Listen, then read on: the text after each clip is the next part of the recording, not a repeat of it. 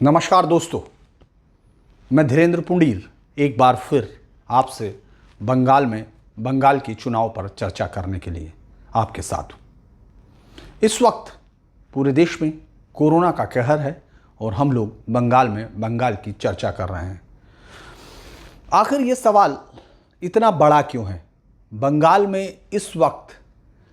अभी भी आपको पिछला आपने देखा जिस तरह से 22 तारीख को वोटिंग थी, सुबह से लंबी लंबी लाइनें लगी हुई थी और लोग बिना किसी सोशल डिस्टेंसिंग के वोट करने पहुंच रहे थे। वोट का आंकड़ा 82% से ऊपर आ गया। जब ये फाइनल टैली आई 82% से ऊपर का वोट, ये एक बम्पर वोटिंग होती है और इस तरह की वोटिंग जनरली आपको बाकी तमाम राज्यों में देखने को नहीं मिलती। हालांकि आंकड़ों में तो ये पहले भी बंगाल में मिलती रही है, लेकिन वो आंकड़े थे, वो इस तरह की वोटिंग नहीं थी। इसको तमाम लोग वो जो बंगाल को समझते हैं वो जानते हैं। तो फिर ऐसा क्या है जब बंगाल में ये आंकड़ा, अगर हम कोरोना का कहें तो ये बढ़ता जा रहा है, ये आंकड़ा बढ़ रहा है। ऐसा नहीं है कि बंगाल के मीडिया में इसकी चर्चा नहीं हो रही या आम आदमी इस पर बात नहीं कर रहा। ये कोरोना भी लगातार वहाँ चर्चा का विषय है। और अगर हम लोग कोलकाता की बात करें तो यहाँ भी जो पॉजिटिविटी रेट है, जो पॉजिटिव रेट है, वो भी काफ़ी बढ़ा और अलार्मिंग है। यहाँ के तमाम चैनल्स भी इस पर बात कर रहे हैं, मीडिया में भी ये खबर है। तो फिर आखिर इतना ज़्यादा वोट क्यों हो रहा है, ये सवाल है। आखिर तमाम लोग, आप सब लोग बंगाल में उसकी राजनीतिक गतिविधियों पर क्यों जानना चाहते हैं, क्यों इस तरह के सवाल करते हैं, ये मेरे जहन में सबसे पहले सवाल था। लेकिन अगर हम बंगाल को गौर से देखते हैं, इस समय अगर हम बंगाल की बात करते हैं, पूरे अगर देश की बात कर रहे हैं, तो वहाँ आपको कोरोना के बारे में मुझे कुछ कहने की ज़रूरत नहीं। आप तमाम लोग हर पल उसको देख रहे हैं, हम तमाम लोग उसको स्क्रीन पर देख रहे हैं। लेकिन बंगाल में वो इस समय भी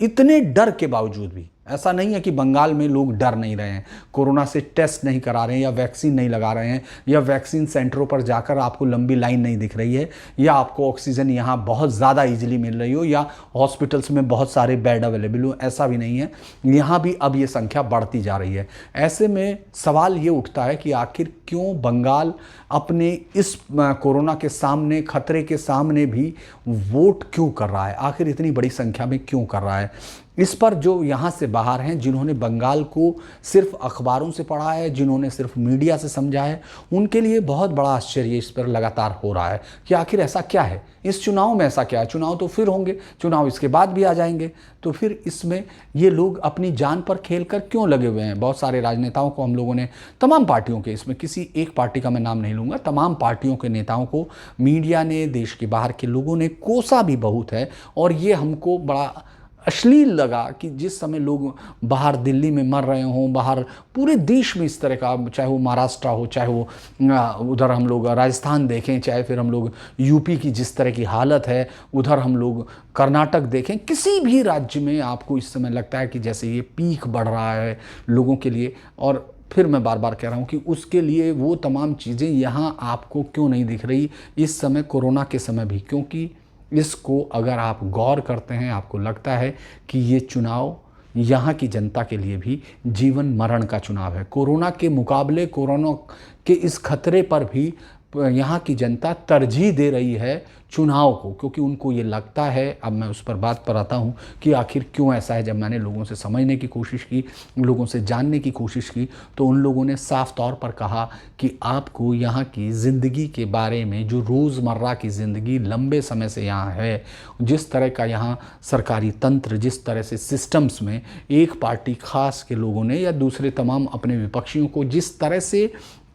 हिंसा का शिकार बनाया है, वो एक बड़ा कारण हो सकता है। लेकिन आपको आपकी ज़िंदगी के लिए जब आप लड़ रहे हों, जब आपको सरकार की ज़रूरत हो, जब आपको एक सिस्टम की ज़रूरत हो जो आपकी मदद के लिए खड़ा किया गया है, जिसको संवैधानिक रूप से आपके लिए बनाया गया है, वो आपकी मदद पार्टी बेसिस पर करने लगे तो क्या होगा। अगर हम ये चीज़ हम लोग दिल्ली में देखें, ये चीज़ हम यूपी में देखें कि ये शख्स पार्टी जो सत्तारूढ़ है उसके साथ का नहीं है, तो इसके परिवार को मदद नहीं दी जा सकती। ये दूसरी पार्टी का है, उसको मदद नहीं देनी है। अगर आपको ऐसा महसूस हो, तब शायद आप इस बात को यहाँ महसूस कर पाएंगे कि आखिर क्यों इतने तमाम कोरोना के खतरे के बीच भी, इतने डर के बावजूद ये लोग इस समय चुनाव में बाहर निकलकर सोशल डिस्टेंसिंग को भूलकर भी या किसी भी तरह के खतरे को भूलकर भी वो वोट कर रहे हैं, रिकॉर्ड संख्या में वोट कर रहे हैं। वो उन नेताओं की रैलियों में जा रहे थे जिनको वो पसंद करते हैं, जिनसे वो उम्मीद करते हैं। वो नेता भी यहाँ दिल्ली से पहुँच रहे थे, इसके बावजूद कि वहाँ क्या कहा जा रहा होगा, देश का बाकी हिस्सा उनको क्या कह रहा है, उनकी अपनी छवि पर क्या फैसला हो रहा है। और यहाँ ममता बनर्जी जो खुद राज्य की मुख्यमंत्री हैं, जिनको इन तमाम जिम्मेदारियों का निर्वहन करना है, वो भी अगर अपनी रैलियां कर रही हैं और अपने रोड शो को कैंसिल नहीं कर रही हैं और तमाम लोगों को अभी हो गए, मैं उस समय की बात कर रहा हूं जब हम लोग इस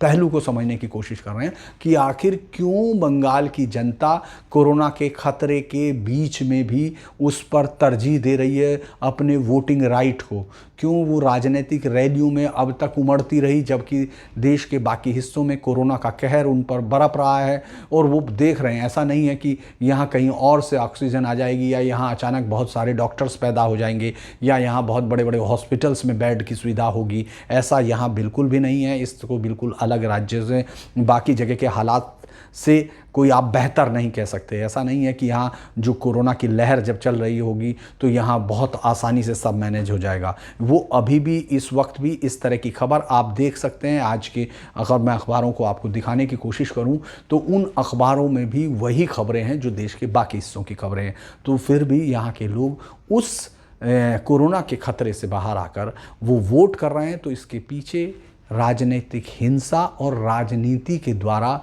तैयार किया गया एक सिस्टम है जिसको बंगाल के बाहर समझना आसान नहीं है। बंगाल में हर चीज़ का राजनीतिकरण होता है। यहाँ जिस तरह की सत्ता यहाँ काम करती है, जिस तरह से यहाँ का सिस्टम डेवलप हुआ, जिस तरह के यहाँ के एडमिनिस्ट्रेशन ने अपने आप को ढाला है, उसमें सबसे ज़रूरी होता है कि आप सत्तारूढ़ पार्टी की किसी कमेटी के, किसी मेंबर के, किसी ब्लॉक प्रमुख के, किसी जिला पंचायत सदस्य के जानने वाले हों और वो आपको ये सर्टिफाई करे कि आप सत्तारूढ़ पार्टी के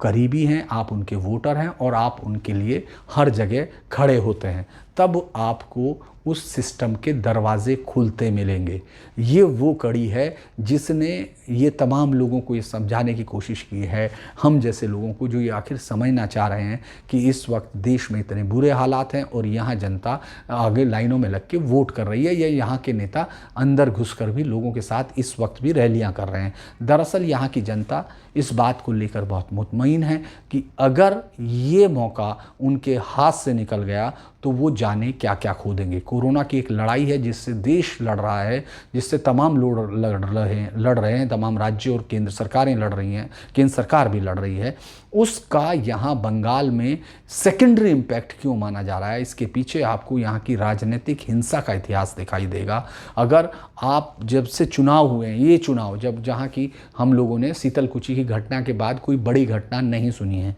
लेकिन इसके बावजूद वोटिंग जिन जिन हिस्सों में हुई है उसके बाद की खबरें भी आप वो छिटपुट खबरें आपको अखबार में दिख रही हैं या इस समय कोई उन पर गौर नहीं कर रहा है। जहाँ की गोली मारने की घटनाएं आ रही हैं, जहाँ उनका कत्ल की घटनाएं आ रही हैं, हमला करने की घटनाएं आ रही हैं, ये सब घटनाएं उस डर को बता रही हैं जिसके चलते ये लंबी लाइनों में खड़े हुए लोग अपने राजनीतिक बदलाव या उसको बनाए रखने के लिए इस समय पूरी ताकत के साथ वोट कर रहे हैं। वो उत्साह हो सकता है कि हम ना देख रहे हैं उनके चेहरों पे, हो सकता है लंबी लाइनों को ही उत्साह मान लिया जाए, ऐसा नहीं है। वो लोग भी डरे हुए हैं, लेकिन उस डर में उनको और बड़ा डर है कि अगर 5 साल तक यही सत्ता चलती रही या फिर सत्ता बदल गई तो उन दोनों खेमों को ये लग रहा है कि किसी भी कीमत पर वो कोरोना से ज़्यादा बड़ा उनकी ज़िंदगी को खतरा डालेगी।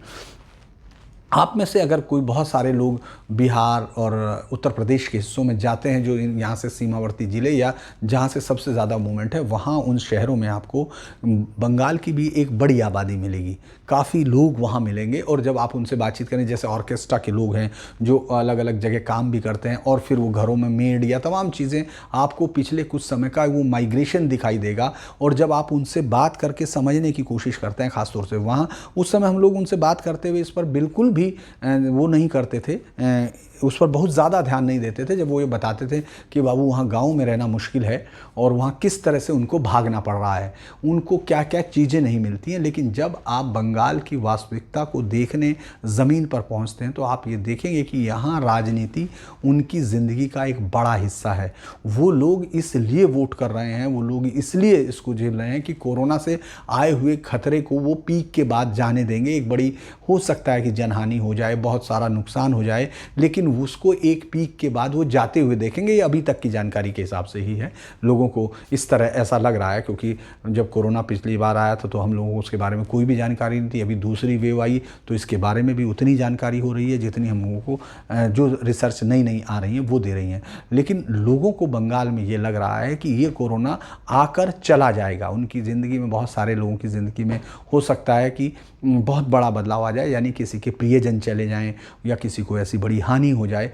लेकिन ये राजनीतिक बदलाव उनकी ज़िंदगी को 5 साल और हो सकता है कि आगे पूरी ज़िंदगी को बदल के रख दे। ऐसा बहुत सारे लोग जो हमारे साथ जुड़े हुए होते हैं उनको इस तरह के सवाल होते हैं कि आखिर वहाँ किस तरह का डेमोग्राफिक बदलाव है। अगर आपको लगता है कि इस बार की इतनी कटु लड़ाई, इस बार का इतना ध्रुवीकरण का चुनाव और इस बार के इतने गौण होते हुए मुद्दों के बीच में एक दूसरे के साथ मारकाट की हालत तक पहुँचे हुए राजनेताओं की ये जो जद्दोजहद है, ये किस लिए है? क्या अगले 5 साल तक बंगाल में बहुत बड़ा बदलाव आने वाला था? या अगर ये सरकार बनी रहती है तो क्या विपक्षी लोगों को यहाँ से भागना पड़ेगा? मुझे गौर आता है नंदीग्राम की एक जगह पर एक युवा का कथन, जो जब हम लोग वहाँ चुनाव कवर कर रहे थे तो उससे हमने ऐसे ही पूछा कि आखिर आप इतनी ताकत के साथ यहाँ जुट रहे हैं, यहाँ हिंसा भी हो सकती है, तमाम चीज़ें, इतने ज़्यादा सुरक्षा बल भी लगे हुए हैं। तो उसने कहा था कि अगर इस बार वो यहाँ से जीतती हैं तो यहाँ बहुत बड़ा दंगा हो जाएगा, बहुत बड़ा हिंसा हो जाएगी, क्योंकि हमको अपने अस्तित्व को बचाने के लिए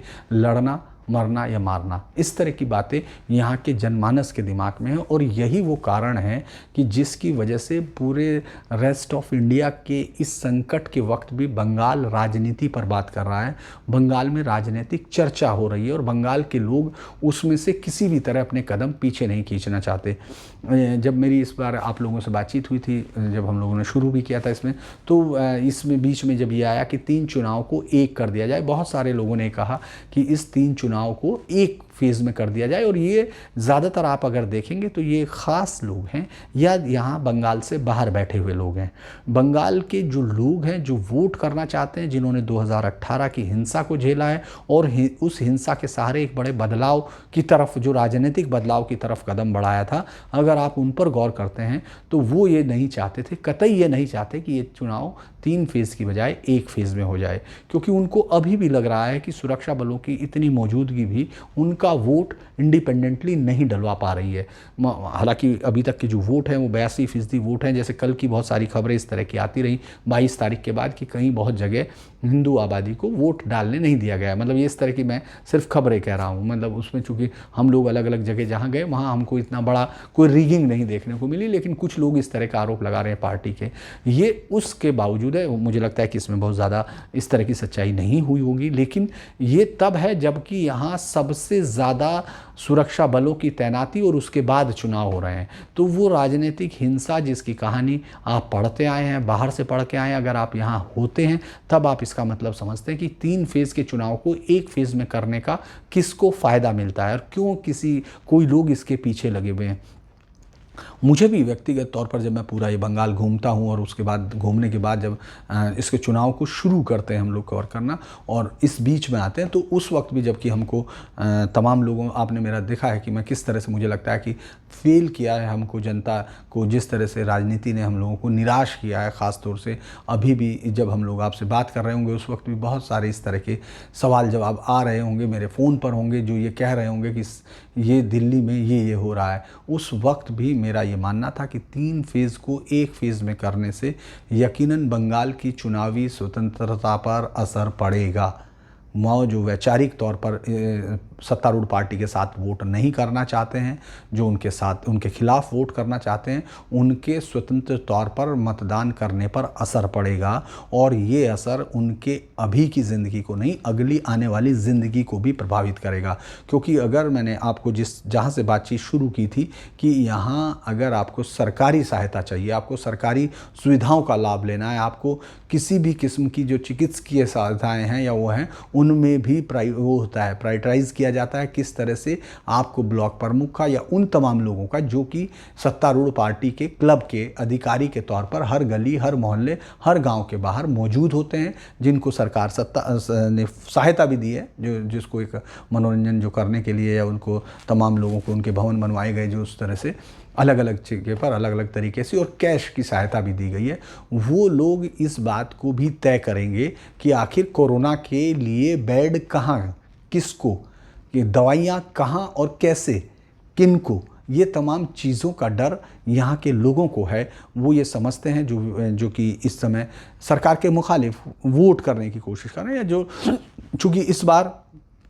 हर बार के इलेक्शन से अलग आपको मुखर विरोध दिख रहा है, यानी वो लोग जो वोट करना चाहते हैं सरकार के खिलाफ, वो बाकायदा टीवी पर, कैमरों पर, यूट्यूब पर, तमाम पर बोल भी रहे हैं। ये एक ऐसी चुनौती की तरफ आगे बढ़ रहा है कि अगर उनको लगता है कि सरकार वापसी करती है तो उनको यहाँ से भागना पड़ेगा, यानी कोरोना की जिस हालत की हम बात अभी वहाँ कर रहे हैं वो एक तरफा कर दिया जाएगा और उनके खिलाफ उनको कोई मदद यहाँ मिलने वाली नहीं है।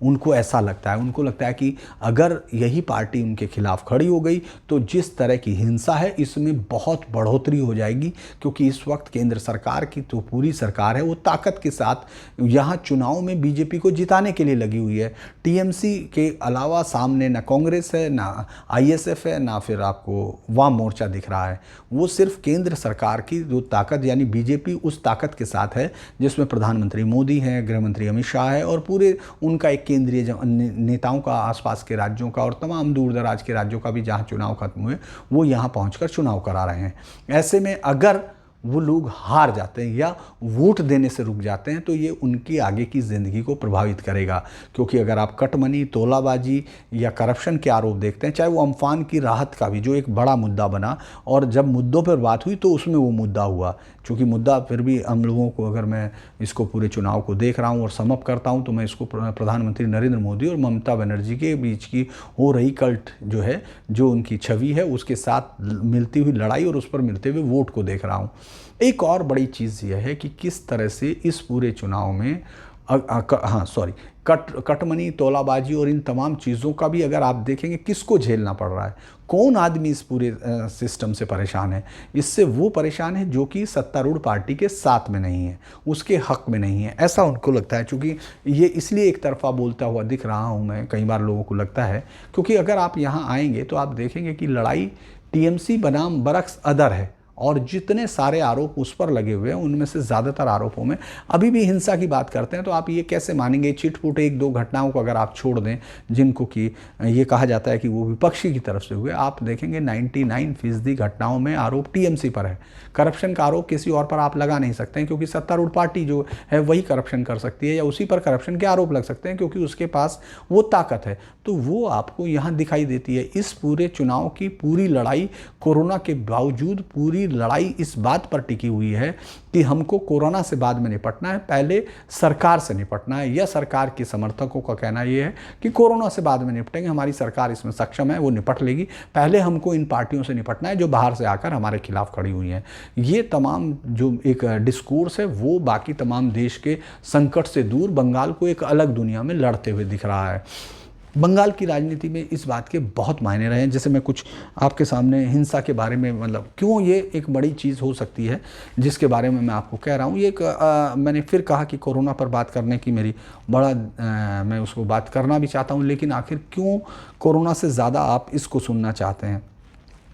हम अगर इसको देखें कि पश्चिम बंगाल के 20 ज़िलों में जो जहाँ पहले एक रामनवमी पर हिंसा हुई थी, सांप्रदायिक हिंसाएं हुई थी, जुलूस को लेकर फिर झड़पें हुई थी, वो बहुत सारी चीज़ें देखी थी। यहाँ एक सबसे पहले शुरू हुआ कि किस तरह से ये तमाम चीज़ें राजनीतिक हिंसा से बचने के लिए, यानी वो परिवार जो राजनीतिक हिंसा की चपेट में आए या वो समर्थक, वो इस चुनाव के लिए पूरी तरह लंबे लाइन में वोट दे रहे हैं और जो इस सरकार को बचाए रखना चाहते हैं जिनके साथ हुआ वो भी उस लाइन में है। दूसरा कारण है सांप्रदायिक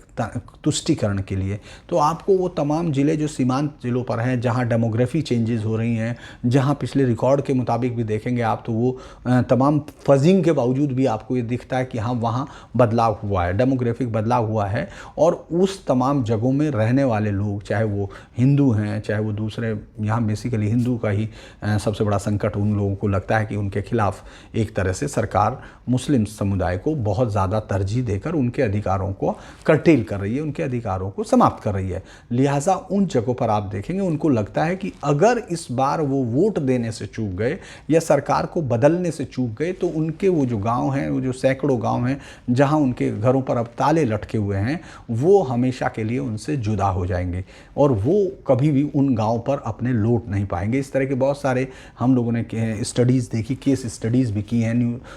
बहुत जगह हम लोगों के चैनल ने भी पूरा दिखाया है कि किस तरह से गाँव के गाँव में जो उनके लैंड्स हैं, उनके रास्ते हैं, उनको बदल दिया गया और रोक दिया गया। इस तरह के आरोप भी हैं, इस तरह की एफआईआर भी हैं, तमाम चीज़ें उन्हीं एफआईआर के आधार पर हम आपसे बात कर रहे हैं। तो वो दूसरा कारण हुआ। तीसरा कारण हम लोगों को पंचायत चुनाव और उसमें जो नामांकन होने थे, वहाँ जब झड़प हुई थी तो किस तरह से विपक्षी दलों पर हमला हुआ था। अगर हम लोग देखें, ये ना पहली बार है, नेशनल क्राइम रिकॉर्ड जो थे उन्होंने इसके गवाह, ये मैं बहुत पुराने रिकॉर्ड बता रहा हूँ, 2016 में ही राजनीतिक झड़पों से 91 घटना हुई थी, 205 लोग शिकार हुए थे हिंसा में। 2015 में राजनीतिक हिंसा की 100 घटनाएं, 184 लोग शिकार हुए थे। 2013 में 26 लोगों की हत्या उस वक्त भी सबसे ज़्यादा थी। अगर 1977 से 1996 तक पश्चिम बंगाल में 28,000 लोग राजनीतिक हिंसा में मारे गए थे। ये वो आंकड़ा है जो सरकार दे रही थी, यानी बुद्धदेव भट्टाचार्य ने दिया था, लेकिन ये 1996 तक की घटना थी सिर्फ। इसके बाद भी 2010 तक लगातार एक किताब सुजात भद्र ने लिखी थी, उन्होंने बंगाल की घटना पे उन्होंने लिखा था कि भारत में सबसे ज़्यादा राजनीतिक हिंसा की घटनाएं अगर कहीं होती हैं तो बंगाल है। और बंगाल में 60 के दशक से ये लगातार बंगाल में राजनीतिक हिंसा हुई है। ये अलग बात है कि जो बेरोजगार युवक, आखिर क्यों ऐसा एक सिस्टम नेटवर्क खड़ा हुआ कि बेरोजगार युवक कमाई के लिए राजनीतिक पार्टी से जुड़े ताकि उन्होंने ठेके हासिल कर सके। मैं फिर वापस उसी चीज़ पर आ रहा हूँ कि क्यों लोग इस समय इतनी लंबी लाइनों में आकर वोट कर रहे हैं, क्यों उनको कोरोना का डर नहीं है। उसके लिए वो लोग चाहते हैं कि उनका करीबी उम्मीदवार किसी भी कीमत पर जीत जाए। इसके लिए हिंसक रास्ता अपनाना पड़े तो अपनाते हैं, क्योंकि ये उनके लिए आर्थिक लड़ाई है। यानी जो बहुत बड़ा वर्ग है जो सरकार की तरफ से हिंसा करता है, जो किसी भी तरह, क्योंकि उसको मालूम है जो स्थानीय स्तर पर वो वसूली होती है वही उसकी कमाई का जरिया है, या वो माइग्रेट कर रहा है। और चूंकि जिस तरह से इस तरह की समानता यहाँ नहीं है, जिस तरह अवसरों की समानता नहीं है, उस तरह के चलते वो तमाम लोग जो बाहर खड़े हैं उनके लिए भी एक बहुत बड़ा मुद्दा हो जाता है। पुलिस पूरी तरह तृणमूल के कैडर की तरह दिखाई देती है, ऐसा लोगों का आरोप है कि वो पूरा का पूरा कहते हैं किस तरह से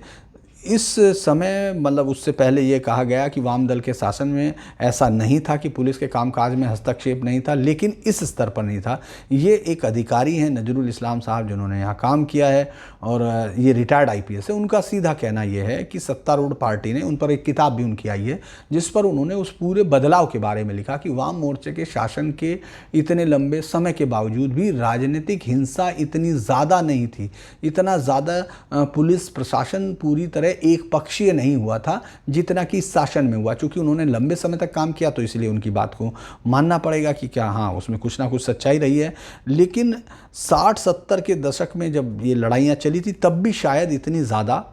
बहुत ज़्यादा हिंसा जो हुई उतनी नहीं थी। इस वक्त जब हम लोग 6 फेज़ की हम लोगों ने बात की थी कि किस तरह से 6 फेज़ में चुनाव हुआ, उस पर मैंने बहुत सारा नहीं दिया था, लेकिन मैं उसके बारे में कह रहा था कि बीजेपी को वहाँ बढ़त होती हुई दिख रही है। हालांकि अभी तक का जो ट्रेंड सामने आ रहा है उसमें ये लग रहा है कि जो टीएमसी को वोट पूरा शिफ्ट हो गया है, वो कांग्रेस और इसका सीपीएम का वो जो मुस्लिम वोट है वो पूरी की तरह शिफ्ट होता हुआ दिख रहा है। लेकिन बदले में आपको बहुत सारी चीज़ें बदलती भी दिख रही हैं। यानी अगर हम इन 43 सीटों की बात करें तो 43 में से लगभग 20 से 23 सीटें ऐसी हैं जिन पर बीजेपी अभी इस वक्त भी जीतती हुई दिख रही है और 3-4 सीटों पर एक बड़ी लड़ाई है। यानी 43 सीटों में से काफ़ी ज़्यादा संख्या बीजेपी की तरफ आती दिख रही है। मैं इसलिए कह रहा हूँ क्योंकि हम लोग चर्चा उसमें शायद डिटेल से नहीं कर पाए थे और उस दिन मेरी तबीयत भी ख़राब थी जैसा मैंने आपको बताया, इसीलिए मेरा वीडियो भी मैंने आप लोगों के साथ शेयर नहीं किया था। अलग अलग घटनाएं हैं, अलग अलग सीट है, वो हम लोग उस पर भी बात कर सकते हैं कि किस तरह से सीट दर सीट उनको बीजेपी को कितनी बढ़त दिख रही है, कितने कम दिख रहे हैं। क्योंकि जो लोकसभा चुनाव में जिन सीटों पर बीजेपी को बढ़त हासिल हुई थी और जिन सीटों पर टीएमसी को बढ़त हासिल हुई थी, वो एज सच पूरा ट्रांसफ़र नहीं होता, क्योंकि लोकसभा में कई सारी विधानसभाएं मिलकर होती हैं और उनमें से कई विधानसभाओं में जो अल्पसंख्यक वोट था, जो वो विधानसभा में कुछ में ज़्यादा था, लेकिन अगर हम गौर करते हैं, जैसे कहीं किसी जगह पर 77% वोट भी था, 70% वोट भी था, और ग्वालपारा जैसी सीट है जो जिन पर मुस्लिम वोट बहुत ज़्यादा था, लेकिन वो सीटें जब लोकसभा में आती थी तो उस पर हिंदू वोटर्स बहुत ज़्यादा टर्नआउट हुआ, और या फिर वो वोट उस पर चला गया था, संयुक्त मोर्चे पर। लिहाजा जब इस समय चुनाव हो रहा, विधानसभा का चुनाव हो रहा, तो विधानसभा में उसकी जनसंख्या और टीएमसी के वोटर का जो गठबंधन है वो कहीं कहीं आपको आगे बढ़ा रहा है। इसलिए वो तमाम 121 सीटें जो बीजेपी को 2019 में मिली थी वो एज सच नहीं आएंगी। एज सच 121 सीटों पर आप उसको आंख बंद कर ये नहीं कह सकते कि ठीक उसी तरह से जैसे ये लोकसभा चुनाव में यहाँ ट्रांसफर हुआ था वोट, उस तरह होगा, क्योंकि स्थानीय विधानसभाओं में जनसंख्या का मैटर भी बहुत वो मैटर करेगी। जो जनसंख्या का जो डेमोग्राफी का अलग अलग वहाँ का वो है, गणित है, उसके हिसाब से ये तमाम चीज़ें आपको सीटों में फेरबदल भी देखेगा। उस पूरे हिस्से में अगर हम लोग देख रहे हैं तो बीजेपी इसमें भी आगे बढ़ती दिख रही है। जिस तरह से पूरा 6 फेज़ का चुनाव अभी तक हुआ है उसमें जो वोटर्स है उसका टर्नआउट, उसकी लहर हमको आगे की तरफ चलती दिख रही है। वो इस समय भी तृणमूल कांग्रेस उसको रोकने में कामयाब होती हुई बहुत जगह पर नहीं दिख रही है। ये चूँकि एक रिपोर्टर का सब्जेक्टिव, मतलब मैं अगर कहूँ कि एनालिसिस होता है, और ये एक मेरा अपनी तरफ से कहा गया एक एनालिसिस है जो मैंने यहाँ सड़क पर रख देखा है। और 2 मई को जब हम लोग बात करेंगे, जब नतीजे आएंगे, उस वक्त शायद इस पर बात होंगी। आपके सवाल भी होंगे कि कहाँ गलती हो सकती है। एक रिपोर्टर से जो टेस्ट देता है, जब इस तरह की चीज़ें आती है, जब आप कंक्लूसिवली पूछते हैं आप कि आखिर, बहुत सारे लोगों को लगता है कि गोलमोल बात कर रहे हैं, वो कर रहे हैं। मैं इस बात को कई बार साफ करता हूं, क्योंकि हम लोगों को शायद अभी बहुत लंबा ये दोस्ती चलाए रखनी है कि हम लोग अलग अलग इश्यूज़ पर बात करें, तो उसमें ये क्लैरिटी होनी चाहिए कि मेरा रोल क्या होगा, जो आपको उस इलाके के हालात की जानकारी देगा। उसमें आपको भी असेसमेंट करना है, मेरा भी असेसमेंट होना है। कई बार मेरा असेसमेंट, ज़्यादातर मैं कोशिश करूँगा कि जो ग्राउंड से उसको एनालाइज करते हैं, यही हमारी आपसे अलग जो थोड़ी बहुत आगे की हिस्सा होता है वो हमारा होता है, क्योंकि आप दूर बैठे हुए देख रहे हैं, हम उनको जाकर उन हिस्से में समझने की कोशिश करते हैं और उसको बाकी तमाम जो जानकारी है उनके साथ मिलाकर उसका एनालिसिस करते हैं। तो मुझे लगता है कि इस फेज़ में 6 फेज़ के बाद जब 7वां फेज़ अब ये आएगा, तो इसमें बीजेपी और टीएमसी, जो अगर लोकसभा की तरफ देखें, जो लोकसभा चुनाव के आधार पर हम लोग आकलन कर रहे हैं, उसमें वो 16-16 हैं, यानी 16 बीजेपी पर थी बढ़त में और 16 टीएमसी पर थी। अब उस चुनाव में क्या क्या होने जा रहा है उस पर हम लोग कल बात करेंगे कि कौन कौन सी सीटों पर किस तरह का माहौल था। लेकिन आज मैं जब इस वीडियो को आपसे शेयर करना चाह रहा था, उस वक्त मेरे जहन में ये सबसे बड़ी बात थी कि आखिर क्यों बंगाल के लोगों के लिए इस समय भी, कोरोना के इस बड़े संकट में भी, सबसे बड़ा मुद्दा राजनीतिक हिंसा या उनके राजनीतिक अधिकार हैं। क्यों वो ये बात मान के बैठे हैं कि अगर कोरोना से तो वो निपट लेंगे, कोरोना आएगा तो उसकी इतनी हानि शायद नहीं कर पाएगा जितनी उनकी इस सरकार में वोट ना करने से हो सकती है। इसके लिए ही मैंने एक आपके साथ आज वीडियो बनाने की कोशिश की है। इसके अलावा बाकी तमाम इश्यूज़ पर भी हम लोग बात कर सकते हैं, क्योंकि ममता बनर्जी जिस तरह से आरोप लगा रही हैं वो फिर चुनाव आयोग पर हमला बोलने वाली है। इस बार मुझे लगता है कि चुनाव आयोग थोड़ा सा अपने जो प्रोएक्टिव रोल होता है उसको उसने किया है, और उसने वोटर्स की कई जगह वोटर्स के लिए उसने इंतजाम भी किए हैं। सोशल डिस्टेंसिंग को छोड़ के बाकी में मैं उसको पूरे नंबर देने की कोशिश कर रहा हूँ, अगर वो पूरे नंबर देता है। लेकिन ये बात ज़रूर है कि आपको ये सिर्फ तटस्थ नहीं रहना है, निरपेक्ष नहीं रहना, वो होते हुए दिखना भी है। इसमें ममता बनर्जी कई सारी ऐसी चीज़ों का बयान उठा रही है जिस पर उनको, जो वोटिंग की बात नहीं कर रहे हैं, क्योंकि यहाँ का वोटर्स, मैंने कहा, पूरी तरह से अलग अलग खेमों में बटा हुआ, उसको किसी दूसरे से कोई सहानुभूति नहीं है, और वो जानता है कि वो सहानुभूति हो भी नहीं सकती, क्योंकि वो उसकी जान की कीमत पर होगी। यानी कोरोना जैसे मामले में भी मैंने आपको ये समझाने की कोशिश की कि आखिर कोरोना का डर भी यहाँ के वोटर्स को वोट देने से या रैलियों की भीड़ में जाने से अब तक क्यों नहीं रोक रहा था, क्योंकि उनकी ज़िंदगी उस वोट पर निर्भर करती है। उनको मिलने वाली तमाम दवाइयाँ, उनको मिलने वाले ऑक्सीजन के सिलेंडर, उनको मिलने वाले हॉस्पिटल्स के बेड, उनको मिलने वाली चिकित्सीय सहायता, उनको मिलने वाले बाकी तमाम फ़ायदे इसी बात पर निर्भर करेंगे कि वो अपने वोट से कितना हासिल कर पाते हैं, यानी अपनी जिस पार्टी को वोट कर रहे हैं उसको कितना दे पाते हैं। ये उनके लिए जीवन मरण का प्रश्न है। इसीलिए तमाम लोग इस समय भी लाइनों में लगकर वोट कर रहे हैं। मैं इस पर, चूँकि यही इस पर आज बात करने का मन था, क्योंकि बहुत सारे लोगों का सवाल था, ये कई बार लोगों ने पूछा भी। हालांकि जो ये बदलाव की लड़ाई हम लोग देख रहे हैं, ये भद्रलोक के लिए, शायद उन तमाम लोगों के लिए बड़ी आश्चर्य की लड़ाई है जिनको अभी तक 2019 समझ में नहीं आया था, उसको उन्होंने एक दूसरे नज़रिए से लिखना शुरू किया। यकीनन तुष्टिकरण की बात हो सकती है, और वो लोग ये आरोप लगातार दिल्ली की बीजेपी पर लगा सकते हैं, जो दिल्ली से आए हुए नेताओं के सहारे यहाँ चुनाव लड़ रहे हैं, यानी प्रधानमंत्री नरेंद्र मोदी के करिश्मे के सहारे यहाँ जीत की उम्मीद कर रही है जो पार्टी, उस पर आप इस तरह के आरोप लगा सकते हैं। लेकिन ये बात उसमें मुझे लगता है कि उस इंग्लिश मीडिया को, खासतौर से कोलकाता के उस मीडिया को ज़रूर पूछनी चाहिए कि आखिर ये परिस्थितियाँ थी कैसे, क्या बिना किसी रिएक्शंस के यहाँ वो लोग ये करने में कामयाब हुए। क्योंकि उस पूरे दौर को अगर आप गौर करते हैं, जो 77 से 2011 तक रहता है और 2011 के बाद अभी तक जारी है, उसके दौरान ऐसा क्या हुआ कि ये जनता, जिसको आपने एक निर्धारित परिधि में रखा हुआ था, एक गोले के अंदर रखा हुआ था, वो अचानक उस गोले को तोड़ क्यों रही है, वो आपकी बात मान क्यों नहीं रही है। ये कई बार यहाँ के, मुझे लगता है कि जर्नलिस्टों को अपने से भी इस पर सवाल करना चाहिए। उनको देखना चाहिए कि आखिर इस तरह की क्या कारण है कि आप इस समय जो आरोप लगा रहे हैं, एक काफ़ी सारी आपको हेडिंग्स दिखाई देंगी, जो चूँकि हम लोग जो एनालिसिस करने की कोशिश करते हैं, हम लोग उसको मौजूदा सत्तारूढ़ पार्टी के साथ एनालिसिस करते हैं, लेकिन बहुत सारी खबरें और बहुत सारे हेडिंग्स आपको इस तरह दिखाई देंगे जो पार्टी सत्ता में नहीं है, आप उससे यहाँ के सवाल पूछ रहे हो। जब पार्टी सत्ता में होगी तो आपको वो सवाल करने का पूरा हक है, क्योंकि यही ताकत, डेमोक्रेसी की ताकत होती है। लेकिन इस वक्त जिस आड़ से बचने की कोशिश कर रहे हो, मुझे लगता है कि वो बहुत ज़्यादा मायने नहीं दे रही है। और यही कारण है कि 2019 में जब इतना बड़ा यहाँ बदलाव हुआ कि बीजेपी को 18 सीटें मिली और वो लगभग करीबी 8 सीटों पर थी, तो उस समय आपको ये शायद महसूस नहीं हो रहा था, क्योंकि आप ग्राउंड को देखने की कोशिश नहीं कर रहे थे। मैंने आज उस नज़रिए से देखने की कोशिश की है कि बंगाल की जनता क्यों इस चुनाव को अपने लिए कोरोना से ज़्यादा तरजीह दे रही है।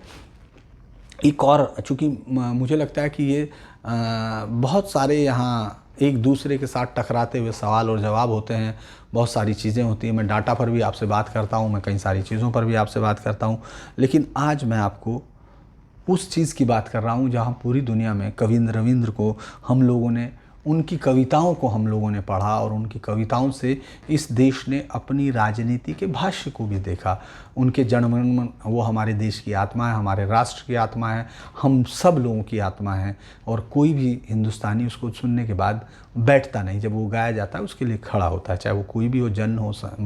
आम हो, ख़ास हो उसको। लेकिन उनकी एक और कविता जो मुझे लगता है कि शायद इसी राज्य को समझने में, यही राज्य समझने में विफल रहा जिसको उन्होंने पूरे देश के लिए लिखा था, और आज भी विश्व साहित्य में भी उस कविता की एक इंसानी हकूक़ के मामले में बहुत बड़ी समझ है। मैं उसी के साथ आज ख़त्म करूँगा। ये कविता आपने सुना होगा कि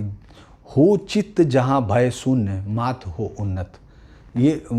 इतनी बड़ी कविता है विश्व कवि रविंद्रनाथ ठाकुर जी की, कि मैं उसके बारे में आपको मैं सुना देता हूँ। आपने भी यकीनन ज़रूर सुना होगा। प्रयाग शुक्ल ने इसको बंगला से अनुदित किया, गीतांजलि में से, तो मैं उनको ये देते हुए उनका ही ये कविता का अनुवाद है। हो चित्त जहाँ भय शून्य, मात हो उन्नत, हो ज्ञान जहाँ पर मुक्त, खुला यह जग हो। घर की दीवारें बने न कोई कारागार, घर की दीवारें बने न कोई कारा, हो जहाँ सत्य ही स्रोत सभी शब्दों का।